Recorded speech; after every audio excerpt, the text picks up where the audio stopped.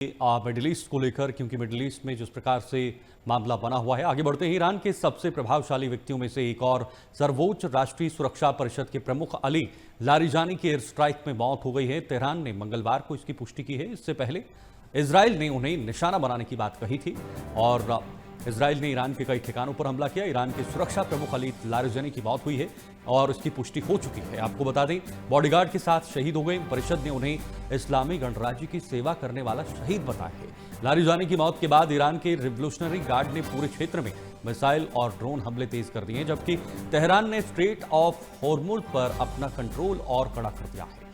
यानी जितना ये संघर्ष गहरा होता जाएगा, उतना स्ट्रेट ऑफ होर्मुज पर पाबंदियां लगती हुई नजर आएंगी।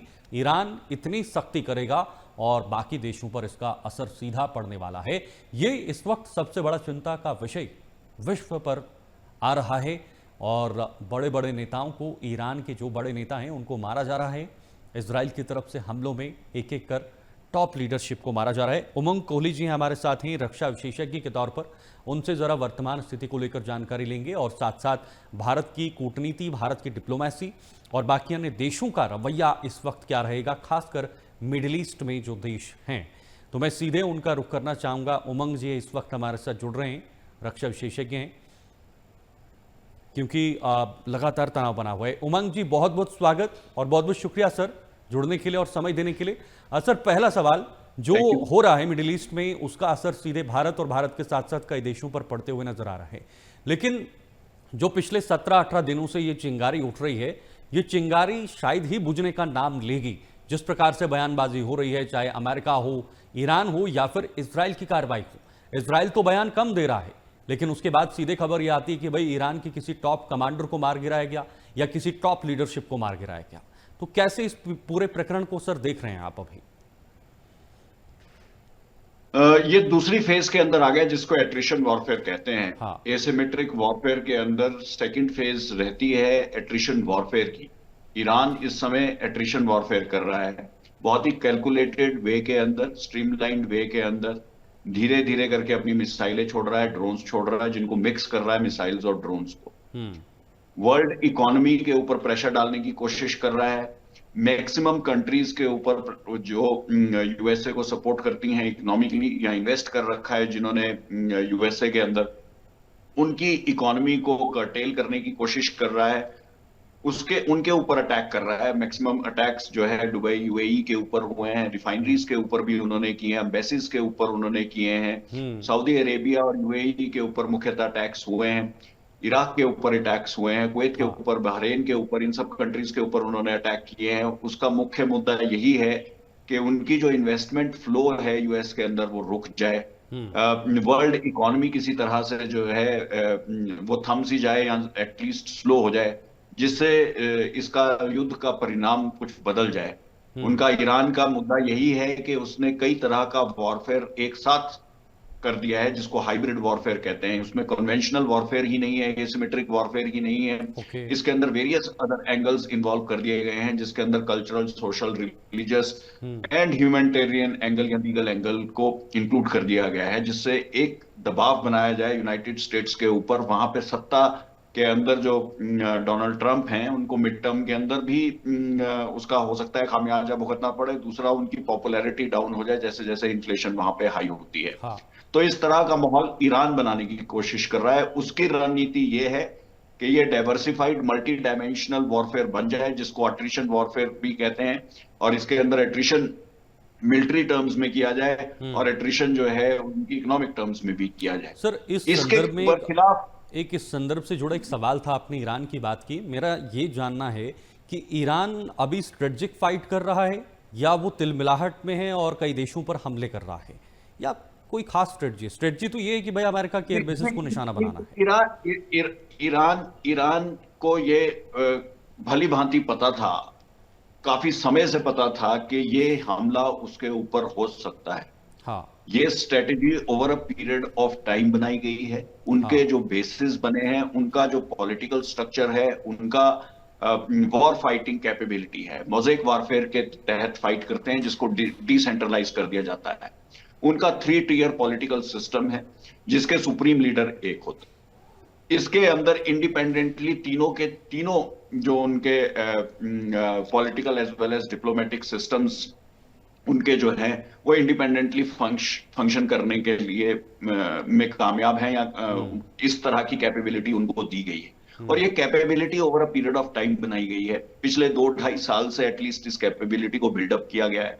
बेसिस मिसाइल्स के इस तरह से स्ट्रेटेजिकली बनाए गए हैं कि वो हैवी एरियल बम्बार्डमेंट के बावजूद काम करते रहें, चोक ना हो। इस तरह की मिसाइल्स क्रिएट की गई हैं जो बिना लॉन्चर के भी फ्रॉम अंडरग्राउंड जो है लॉन्च की जा सकती हैं, क्योंकि लॉन्चर्स तो डिप्लॉय कर दिए जाएंगे।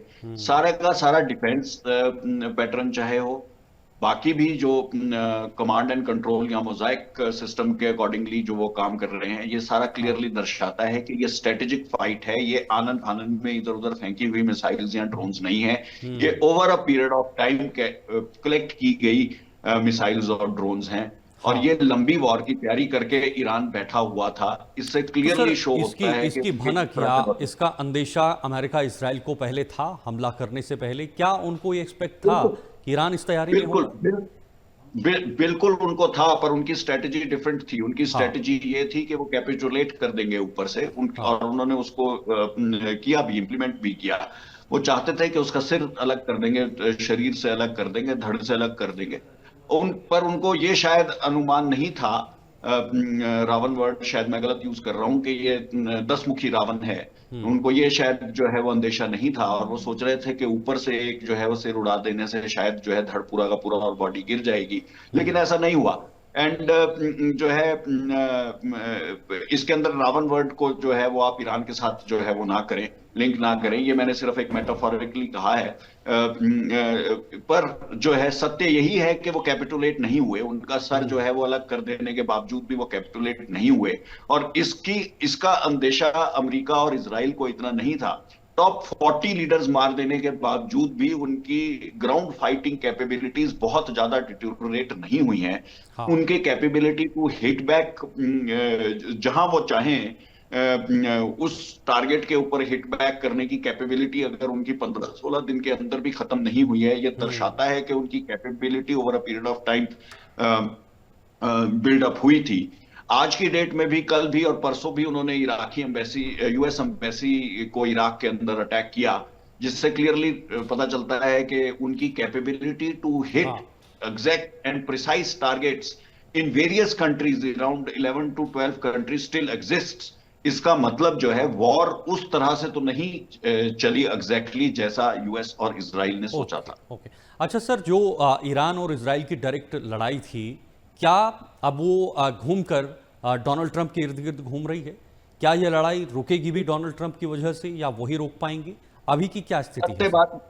सत्य बात यह है कि इजराइल हमेशा से ही यूनाइटेड स्टेट्स का बच्चा रहा है। उसको अभी आप उनका किड कह लीजिए, स्पॉइल्ड किड कह लीजिए, ब्रैट कह लीजिए, जो मर्जी कह लीजिए, लेकिन मुख्यतः इजराइल की सारी फंडिंग और वेपनाइजेशन यूनाइटेड स्टेट्स के द्वारा आज से नहीं, पिछले 60-70 साल से हो रही है।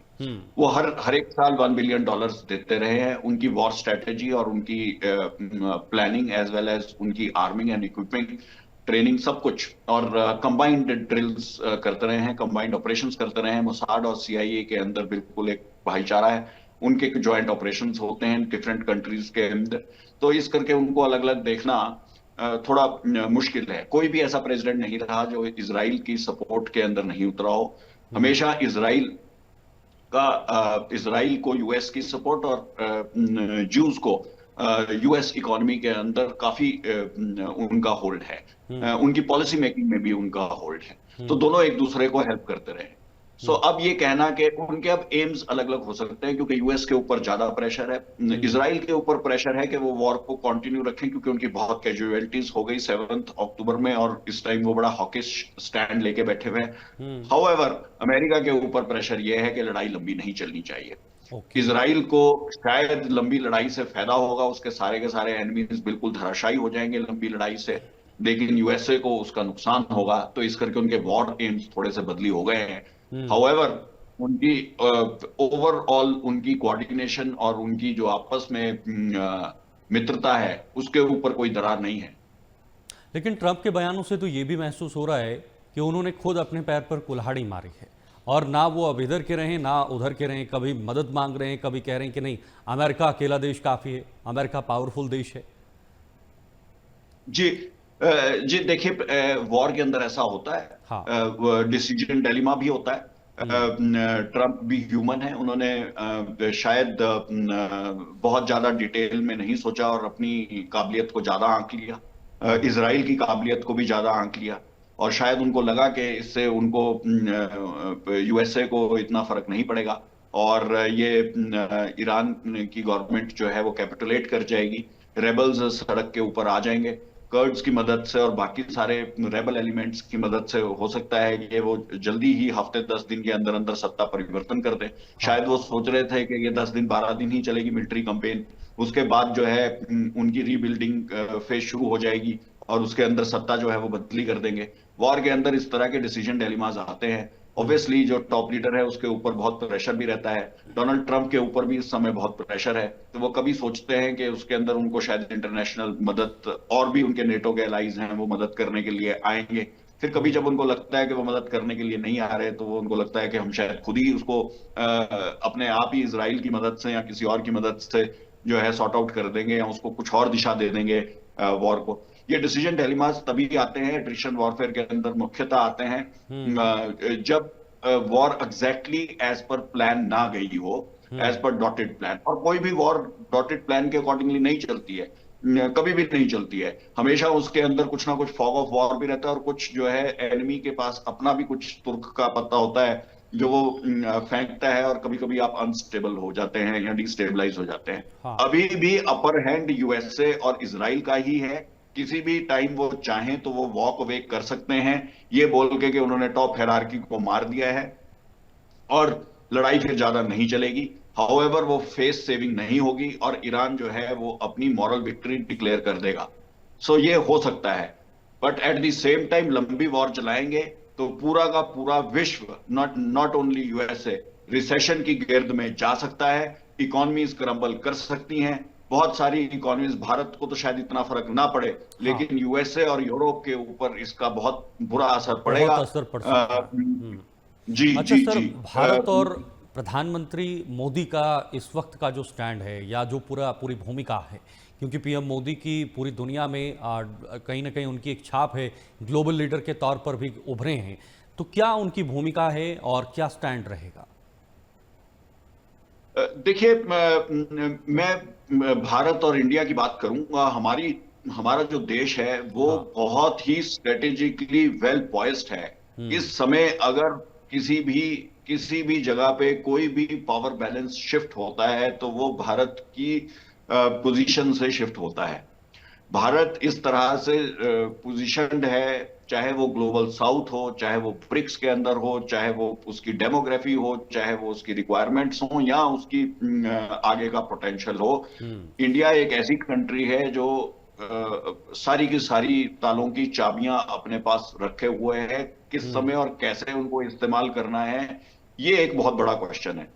सर, कई ये खबरें पासिंग ये भी आ रही हैं कि ईरान के कुछ लोगों ने कहा है कि भाई भारत अगर इसमें हस्तक्षेप करता है या कोई रोल निभाता है तो शायद ये युद्ध खत्म हो सकता है। क्या ऐसा पॉसिबल है, ऐसा मुमकिन है? जी जी जी, मैं वही कह रहा हूं कि भारत को, मेरा अपना ये पर्सनल मानना है कि भारत को और ज्यादा अग्रेसिव रोल इसके अंदर प्ले करना चाहिए पीस लाने के लिए। और वो पीस लाने के लिए इस करके भी क्योंकि हमने ईरान को रिसेंटली ब्रिक्स नेशन जो है इंक्लूड किया हाँ। है और इसकी वजह से हमारे को भी इकोनॉमिक संकट का सामना करना पड़ रहा है और इस ठीक। करके हमारा हस्तक्षेप करना या अग्रेसिवली इसको डिप्लोमेसी को प्ले करना कि पीस वहां पे आए, ये हमारे जी। फायदे में भी है, नेशनल इंटरेस्ट में भी है और ह्यूमैनिटी के फायदे में भी है, क्योंकि इस लड़ाई से ठीक। किसी का कोई फायदा नहीं हो रहा, सबका नुकसान ही हो रहा है। ठीक है। लोग जो है वो हजारों में लाखों में लोग जो है मारे गए हैं, ऑयल का क्राइसिस हो रहा है, कई लोगों को खाने के लिए गैस नहीं मिल रही है, बिल्कुल। कई कंट्रीज के अंदर, यूरोप के अंदर भी खासकर वार्म करने के लिए गैस नहीं मिल रही है उनको और बहुत सारी दिक्कतों का जो है वो सामना करना ठीक। पड़ रहा है। ठीक। तो वॉर किसी भी हालत में, पर्टिकुलरली ये वाली वॉर अनवांटेड जैसी वॉर लग रही है।